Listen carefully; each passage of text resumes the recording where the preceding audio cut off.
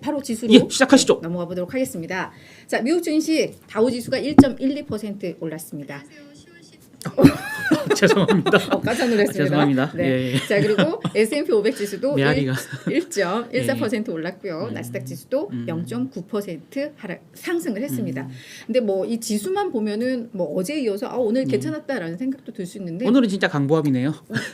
그래요. 우리 기준으로 이제 강보합됐습니다. 예. 이게 근데 분명 약간 랠리에 대한 자신감은 조금 없었던 것 같아요. 그러니까 뭐 그 국채 수익률에 따라서 예. 변동성도 꽤 컸고 그리고 잡음들이 종종 있었어요. 예. 그래서 뭐 애플 관련해서도 얘네가 그 14 플러스 감산한다 뭐 이걸 또 어디 IT 매체에서 또 예. 보도하고 뭐 이러면서 그때 또 한번 그거 출렁이고 계속 말씀드리잖아요. 플러스는 안 팔리는 거예요. 애플이 팔 생각도 없어요. 그거 감산하는 건 당연하죠. 고가 모델만 팔려고 하는데 지금 저가 모델 감산이 무슨 의미가 있나요? 그렇죠. 수요가 없으니까 그렇죠. 당연히 그거 줄이는 대신에 프로로 고가 모델을 생산해야 되는데 그거 생산할 여력이 어디 있습니까? 그렇지. 근데도 주가가 아까 흔들렸어요. 애플 맞아. 주가가. 그러니까 이게 예. 랠리에 대한 자신감이 없다 보니까 뭐 이런 흐름들이 나왔었는데 그래도 결국은 1% 전후의 상승률이라면 옛날 같았으면 이거 급등이라고 표현할 건데 그렇죠. 지금은 진짜 강보한 느낌이 나긴 하지만 장 초반 분위기에 비해서는 조금 그죠. 쿨링 다운 되면서 사실 끝났다. 예. 네, 그러면 자 간밤에 무슨 일이 있었나 좀 보도록 하겠습니다. 일단 3분기 어닝 시즌 출발이 나름 괜찮네입니다. 사실 오늘은 실적이 이끈 장이라고 해도 이렇게 요약을 해볼 수 있을 것 같은데요. 이따가 특징주 할 때 실적 발표했던 주요 기업들을 이제 정리를 해드릴 예정인데 뭐 일단 명단만 말씀을 드리자면은 시가총액 그 상위 기준으로 해서 뭐 존슨앤존슨, 넷플릭스, 골드만삭스 일제히 다 시장 예상치를 상회를 했습니다. 그러면서 사실은 시장이 3분기 때는 어닝 시즌을 기준으로 해서 시장이 밀릴 수 있다라는 생각들 많이들 했잖아요. 그러니까 앞으로의 가이던스를 낮추고 뭐 이런 뭐 실적도 조금 부진하고 이럴 거다라고 했는데 일단은 다 월가 예상치를 좀 웃돌면서 그러면 지금의 경제 상황도 우리가 우려하는 것보다 괜찮은 거 아니야? 뭐 약간 이런 평가들 이런 분석들이 좀 나오면서 시장을 이끄는 힘으로 원동력으로 좀 작용을 했다라고 눈높이를 너무 낮췄다는 생각도 사실은 좀 들고요. 그것도 맞아요. 근데 지금 이 상황이 올 1분기, 2분기, 3분기 어닝 시즌이 계속 반복되고 있거든요. 맞아. 이번 어닝 시즌은 죽을 거야. 맞아. 계속 지금 3분기째 이렇게 지금 계속 이연되고 있는 상황이기 때문에 지금 그래서 4분기 얘기도 예, 나와요. 그러니까요. 혹자는 그러더라고요. 이대로 계속 서프라이즈로 끝날 것 같아. 내년 맞습니다. 초까지. 예. 그래서 일단 실적이 괜찮았다라고 말씀을 드리겠고요.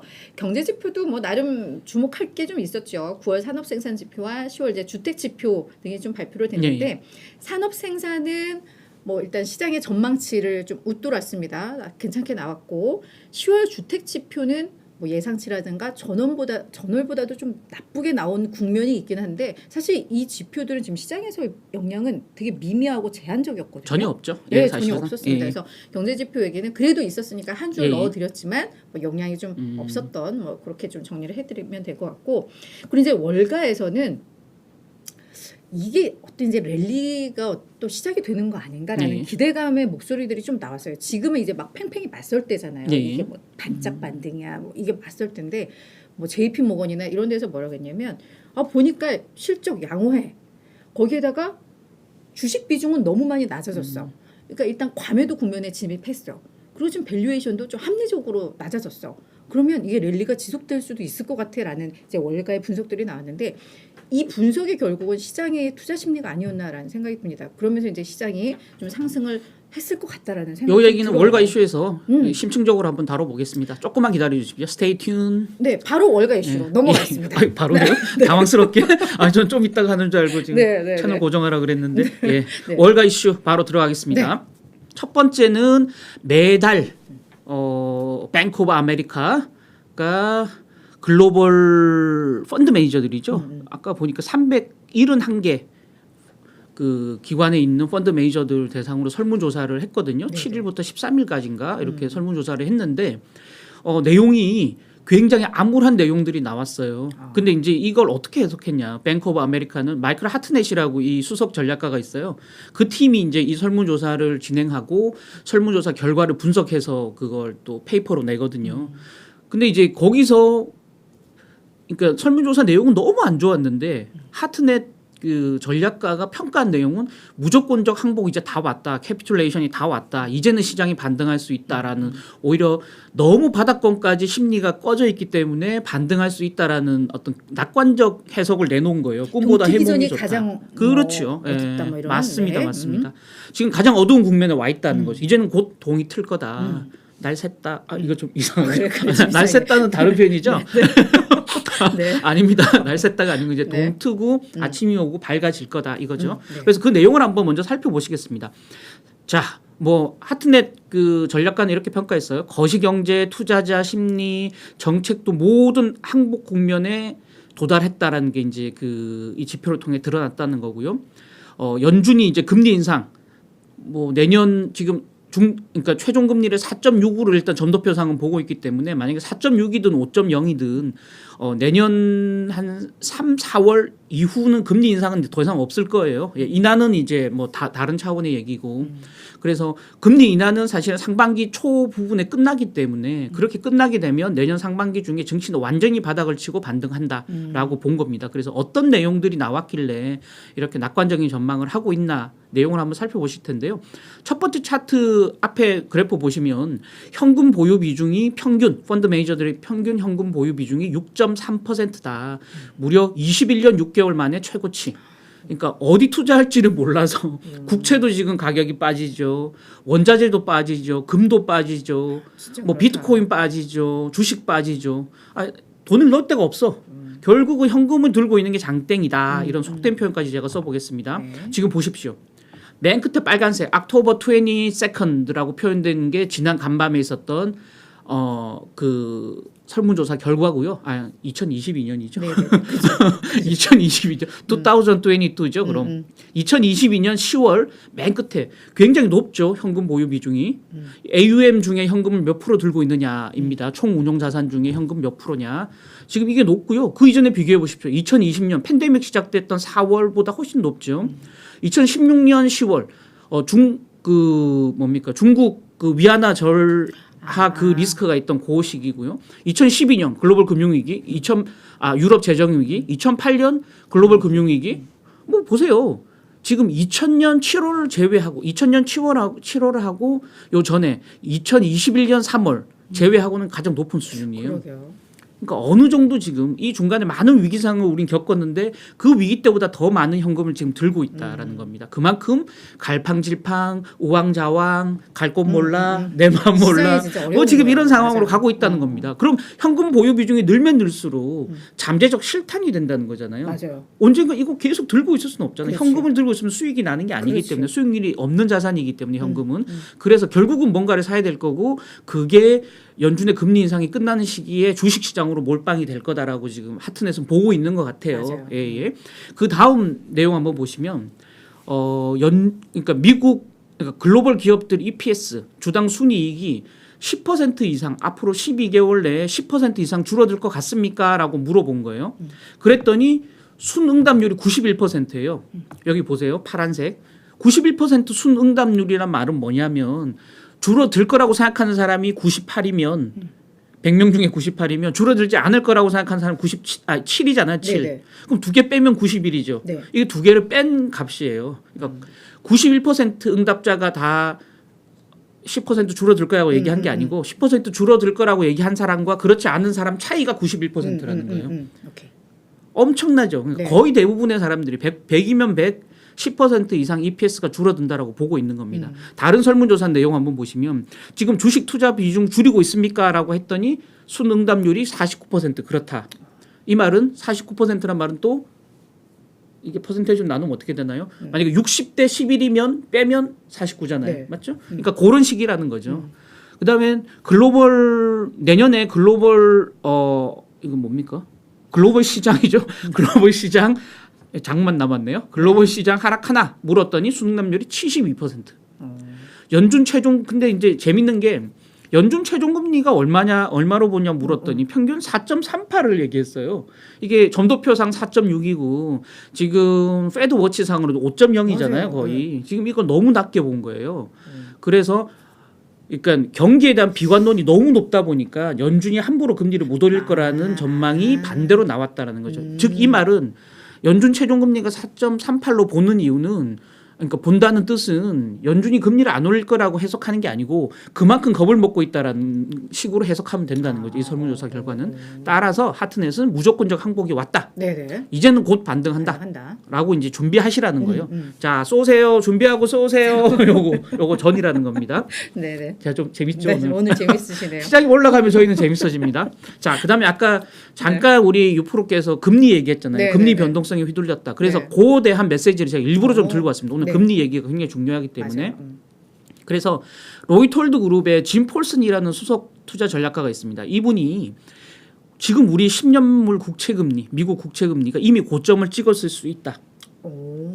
그거는 결과론적이기 때문에 지금 찍었다고 말할 수는 없는데 네네. 조금 지나고 보면 찍었을 수 있다. 그 말은 이퀄 시장도 이제 바닥을 찍고 증시도 위로 올라갈 수 그러니까요. 있다라는 네. 메시지입니다. 이 사람 메시지 한번 제가 네, 소개해드릴게요. 재밌습니다. 네. 국채 금리가 연준의 긴축과 인플레이션에 무신경해질 때가 주식을 사야 될 시점이다. 그렇지. 즉 이 말은 지금은 연준이 금리 올린다 그러면 국채 금리가 따라 올라갔잖아요. 그렇죠. 인플레 높아진다 하면 국채 금리 올라갔잖아요. 네. 근데 이제 인플레 높아 해도 국채 금리가 움직이지 않아. 연준 야 기준금리 더 올릴 거야 해도 국채 금리는 네. 그냥 시큰둥 할 때가 주식을 사야 그렇겠죠. 됐다는 거죠. 네. 지금 느낌이 약간 그 느낌이에요. 지금 엊그제 10년물 국채 금리가 4.1%까지 장중에 4.0 몇 프로까지 올라갔거든요. 네네네. 근데 종가에는 좀 빠졌어요. 네. 근데 간밤에도 약간 올라간 듯 했지만 종가에는 빠졌고 맞아요. 끝났어요. 맞아요. 그러니까 4.0을 거의 마지노로 보고 있다라는 식으로 이 짐 폴슨 지금 생각하는 거예요. 그래서 이 4.0이 올랐지만 다시 제자리로 오는. 4.0이 이제 거의 끝물이 향해 가고 있다라고 이분은 보는 거고 이게 이미 고점을 찍었을 수도 있다라고 보는 겁니다. 자, 그래서 1980년 이후 총 5차례 이렇게 계속 금리가 올라가던 긴축 시기가 있었다는 거죠. 자기가 분석해 봤더니 연준이 금리 인상을 멈추기 전에 이미 10년물 고점은 나타났다. 모두 5번 다. 그래서 제가 1984년 상황을 제가 들고 왔습니다. 요거 보십시오. 빨간색이 기준금리 계단식으로 이렇게 돼 있죠. 기준금리가 이게 계단으로 올라가다가 이렇게 평평하게 있다가 내려갔죠. 네네. 그게 이제 기준금리의 고점이죠. 네. 금리 인상이 끝난 시점이잖아요. 근데 자, 초록색이 10년물 금리거든요. 미국 10년물 금리. 언제 고점이었나요? 그거보다 한참 전이죠. 그러네요. 네. 맞죠? 쌍봉 있을 때. 맞죠? 그죠? 네. 근데 주식시장 S&P 500 지수는 언제가 바닥을 찍고 올라갔나요? 금리와 비슷하게. 금리와 똑같이 반대로 간 거죠. 그러니까 아. 긴축이 끝나기 전에 금리도 바닥을 찍고 증시도 바닥을 찍어서 천장을 찍고 바닥을 찍어서 이렇게 엇갈리기 시작했다는 거죠. 이거 되게 좋다. 네. 네. 5차례 다 이랬다는 거죠. 근데 지금 상황 한번 보실게요. 지금 상황은 아직 뭐 끝난 상황이 아니기 때문에 이 정도입니다. 지금 보십시오. 기준금리 계속 올라가고 있죠. 빨간색으로. 네. 아직 이제 끝난 게 아니에요. 네네네. 언제 끝날지는 알 수 없지만 10년물 국채금리 지금 위로 올라가서 조금 주춤하고 있죠. 지금 4.0에서 간당간당 하고 있습니다. 그래서 폴스는 이게 고점일 수 있다라고 지금 얘기하는 거예요. 증시 지금 끄트머리에서 약간 반등하고 있죠. 지금 네. 이틀간 우리 반등하고 있죠. 네. 이게 지금 아까 보신 84년에 재탕이 될 수도 있다. 그렇지. 라고 이 사람은 보고 있는 겁니다. 그래서 다만 아직까지 자신할 수는 없지만 이 흐름으로 지금 가고 있을 수 있다라는 겁니다. 그래서 모두가 연준 긴축 언제 끝날지 궁금해하는데 그거 보지 말고 10년물 금리를만 봐라라고 얘기를 한 거고요. 연준이 정책 금리를 4.5, 5% 뭐 올려도 그게 중요한 게 아니고 그렇게 올릴 때 10년물 금리가 따라 올라가는지를 보라는 거예요. 10년물 금리가 핵심 변수다라는 거고 최근에 4% 넘은 이후에 10년물 금리가 경기 침체 우려로 경기 침체가 되면 금리는 내려가잖아요. 네네네. 맞죠? 맞아요. 그러니까 4% 넘어갔는데 연준 긴축에 지금 시큰둥해진 이유가 뭐냐면 긴축 때문에 경기가 악화될 거 우려해서 금리가 내려가기 때문에 시큰둥하다는 거예요. 이래서 고점을 찍었을 수 있다는 겁니다. 긴축은 계속되지만 경기 침체 우려가 커지기 때문에 금리를 아래 위로 막아버린다는 그러니까요. 거죠. 예, 따라서 10년물 금리가 이미 정점을 찍었을 수도 있다. 만약에 10년물 금리가 지금 정점을 찍었다면 주식을 사야 된다. 나 한 표. 예. 차트 보니까 진짜 딱 예, 오네요. 5개 사실 다 갖고 왔어야 되는데 제가 이 차트상, 이 공간상 다 근데 5개가 갖고 오지 다 비슷했다라는 말씀이에요. 똑같아요.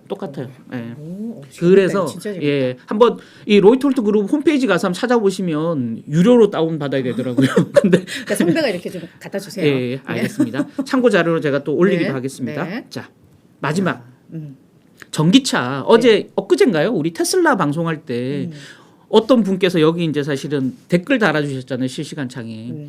아니 뭐 세액공제 좀 있다고 많이 팔리겠어? 뭐 이렇게 네, 사실은 맞아요. 우려하셨는데 네. 최소 6억짜리 전기차도 미국에서 잘 팔리고 있다. 이 차입니다. 롤스로이스가 내년 말 아직 한참 남았어요. 1년 정도 남았는데 출시가 스펙터라는 차거든요. 이건 이제 실물이 아니고 지금 이제 약간 그림이에요. 그죠, 아직 안 나왔으니까. 예, 예. 그죠? 그래서 스펙터라는 그러니까 쿠페형이에요. 뒤가 이렇게 납작하고 문이 두 개 있는 약간 스포츠 쿠페형인데 이게 지금 내년 말에 출시됩니다. 근데 이걸 앞두고 오토부시라고 이 롤스로이스 CEO가 CNBC 인터뷰를 간밤에 했어요. 이 차가 제일 싼 게 얼마냐? 41만 3천 달러. 그러니까 이게 5억 8천만 원이에요. 그러니까 이제 트림이 높으면 높을수록 고가되면 한 8억까지 간다는 거예요. 이 차 한 대가. 8억짜리 전기차를 누가 사겠어? 진짜. 근데 지금 재밌는 게 이 사람이 출시도 안 됐고 모델이 외부에 공개되지도 않은 모델이 지금 미국인 이미 300여 명이 계약금을 냈다라는 겁니다. 300명 뭐 적은 거 아니야? 근데 작년 한 해에 롤스로이스가 전 세계에서 판 롤스로이스 차가 역대 최대치였는데 5,586대예요. 근데 그러니까 1년에 워낙 고가 제품이니까 1년에 6,000대도 못 팔아도 역대 최대 판매량인데 지금 이거는 모델이 나오지도 않았고 사진만 나온 이 전기차가 6억짜리 전기차가 지금 미국인 300여 명이 계약금을 냈다는 겁니다. 그래서 2주 전엔 심지어 미국인들이 영국 본사까지 찾아와서 계약금을 내밀더라. 장난 아니죠. 되게 기대된다. 그래서 차량을 보지도 않고 계약금을 냈다. 이번 우리 이 차를 내면 수주가 굉장히 강할 것으로 기대된다. 라고 이제 이 오토보시 CEO가 얘기를 한 겁니다. 이 차는 지금 문이 두 개인 쿠페형이고요. 네. 완충하면 충전을 100% 하면 320마일. 그러니까 1.6을 곱해야 되니까 한 얼마 되나요? 한 500 몇십 킬로미터 정도 가죠. 한 번 전기를 다 채우면. 그다음 60마일. 1.6 곱하면 6은 96m? 그러니까 아까 100m 정도 이게 최대 속도 내는데 4.4초 정도 걸리거든요. 굉장히 뭐 성능은 뭐 알아주는 최고급 제품인데 그러니까 근데 잘 팔린다. 잘 팔리고 있다 이미. 예, 그래서 전기차에 대한 기대치 여전히 좀 가져도 되지 않을까 싶어서 이 뉴스 소개해드렸습니다. 네, 알겠습니다. 잠깐 저희 댓글 먼저 좀 보고 그다음 넘어갈게요. 우리 수피아님 안녕하세요 인사해 주셨고 날씨 쌀쌀한데 건강 조심. 수피아님도 건강 조심하세요. 다들 건강 조심하십시오. 우리 패밀리입니다. 그리고 우리 야생 고라니님, 저 약간 처음 뵌 것 같기도 하고. 좀 와일드함이 느껴지는 네, 닉네임이네요. 멋있습니다. 네. 안녕하세요 가자 우리 뭐 시장도 가자 뭐 이런 말씀인 것 같고요. 뭐에 동감하시는지는 잘 모르겠으나 아까 저희 발언한 내용에 갑자기 동감이라고 쓰신 것 같은데 끝이다 이제 동트기 전이다 뭐 요거에 동감하신 게 아닌가 아니실까요? 그거일 것 같아요. 네 그리고 우리 이제 MG5님은 건번용 롤스로이스 네 건번용이고 돈 많은 사람이 많아요 생각보다. 맞습니다. 네 뭐 그렇습니다. 너무 확대 해석하지 않겠습니다. 네 그 놀려주셔서 감사드리고요.